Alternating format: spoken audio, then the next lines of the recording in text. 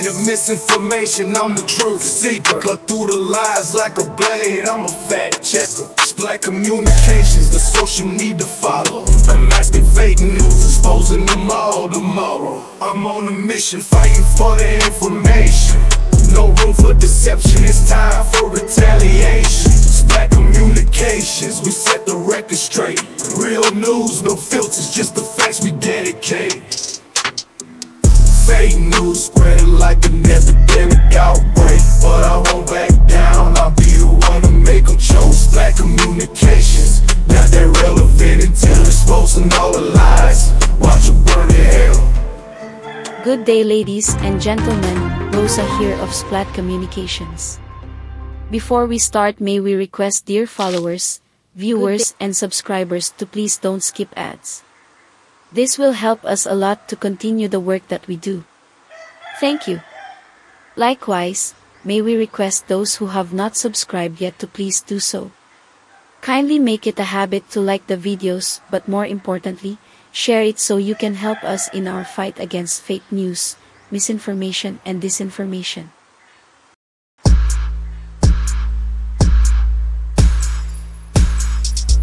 Mabuhay!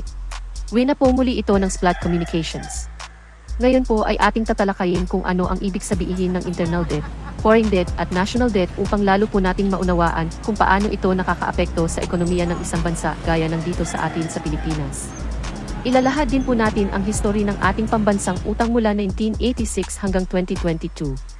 Mahalaga rin po para sa ating mga mamamayan na maunawaan ang konsepto ng pambansang utang dahil ito ay may direktang epekto sa ating buhay, mula sa buwis na ating binabayaran hanggang sa mga serbisyong natatamasa natin mula sa pamahalaan. Ang pagkakaunwa po tungkol dito ay makakatulong upang mas maigi nilang masuri ang mga pulisya at desisyon ng ating mga lider at naging lider patungkol sa pag-utang at paggastos ng pamahalaan. Ang wastong pagkakabalanse sa lokal at dayuhang utang ay susi para mapanatili ang kalusugan ng ekonomiya. Kung masyadong mataas ang foreign debt, maaaring mahirapan ang bansa na magbayad lalo na kung bumagsak ang halaga ng local currency o kung tumaas ang interest rates globally. Ang lokal na utang ay ang pera na hiniram ng gobyerno mula sa mga mamamayan nito o mga lokal na institusyon. Isipin ito bilang isang pamilya na humiram ng pera mula sa isa pang miyembro ng pamilya. Dahil ang pera ay nasa loob lang ng pamilya, mas madali itong pag-usapan at hindi gaanong nakakadagdag sa financial risk ng pamilya. Sa konteksto ng Pilipinas, kapag ang gobyerno ay nag-issue ng mga government bonds o securities na binibili ng mga Pilipinong investors, ito ay bumubuo sa lokal na utang. Sa kabilang dako, ang dayuhang utang ay ang pera na hiniram mula sa labas ng bansa. Ito ay parang humiram ka ng pera mula sa iyong kapitbahay o isang taong hindi mo kaano-ano. Dahil dito, may dagdag na responsibilidad at panganib, lalo na kung magbago ang halaga ng pera o magkaroon ng hindi inaasahang pangyayari sa ekonomiya. Halimbawa, kung ang Pilipinas ay umutang mula sa mga banyagang bangko o gobyerno, ito ay ituturing na dayuhang utang. Ang pambansang utang naman ay ang kabuuan ng lahat ng utang, lokal at dayuhan. Ito ang sumasalamin sa kabuuang halaga na kailangan bayaran ng bansa. Kung titingnan natin ito sa mas malawak na perspektibo, ito ay parang kabuuang utang ng isang komunidad, lahat ng inutang mula sa loob at labas ng komunidad. Mahalaga ang pagkakaiba-iba ng mga uri ng utang dahil may kanya-kanyang implikasyon ito sa ekonomiya at sa kakayahan ng bansa na magbayad. Ang internal debt ay maaaring mas madaling bayaran dahil ito'y nasa sariling currency at hindi apektado ng international market fluctuations. Samantala, ang dayuhang utang o foreign debt ay mas sensitibo sa mga pagbabago sa exchange rates at international economic conditions.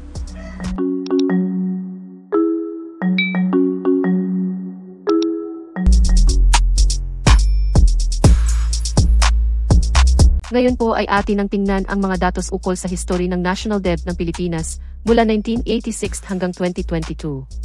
Ang mga numero po ay ang naging total na national debt o pangkabuuang utang ng bansa sa pagtatapos ng kanilang mga termino. Isa-isahin na po natin. Sa pagtatapos ng termino ng yumaong President Ferdinand Edralin Marcos ay mayroong kabuuang utang ang Pilipinas na 476 billion pesos. Umakyat naman ang ating national debt sa 1.043 trillion pesos sa pagtatapos ng administrasyon ng yumaong Cory Aquino noong 1992.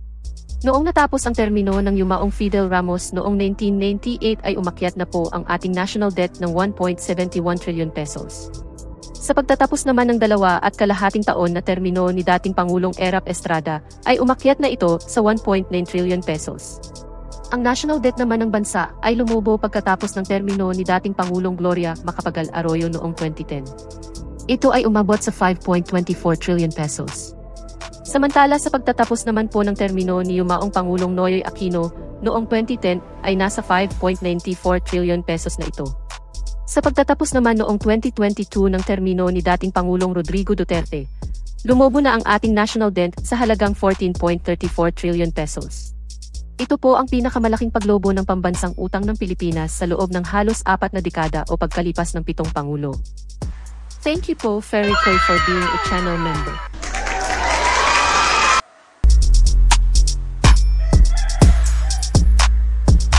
Splat Reaction Commentary.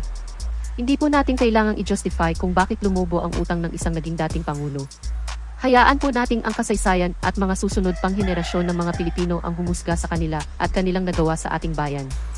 Gaya ng nangyari noong panahon ni dating Pangulong Ferdinand Edralin Marcos, sinabi niyang the best judge will be history.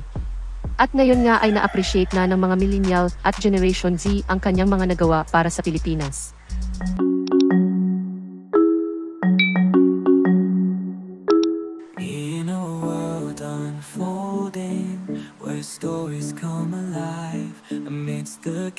Please support Splat Communication Channel memberships. For small amounts per month, you would be able to help us continue our fight against fake news and disinformation. We have 3 levels of memberships: Splat Beginner, Splat Intermediate Plus, and Super Splat. Channel members have the any or all of the following perks: Loyalty Badge, Priority Reply to Messages, Members-Only Live Chat, in-video and live video shoutouts, Early Access to Videos, Connecting to Social Media, Free and Discounted Merchandise. Hurry! Please become a channel member now. What can you say? Kindly share your thoughts in the comment section. We hope you enjoyed and learned something today. In behalf of the Splat Communications team, till next time. Stay safe. Rosa out. Bye. In the land of misinformation, I'm the truth seeker. Cut through the lies like a blade, I'm a fact checker. Splat Communications, the social need to follow. Unmasking fake news, exposing them all tomorrow. I'm on a mission, fighting for the information. No room for deception, it's time for retaliation. Splat Communications, we set the record straight. Real news, no filters, just the facts we dedicate. Fake news spreading like an epidemic outbreak, but I won't back down, I'll be the one to make them choke. Splat Communications, now they're relevant until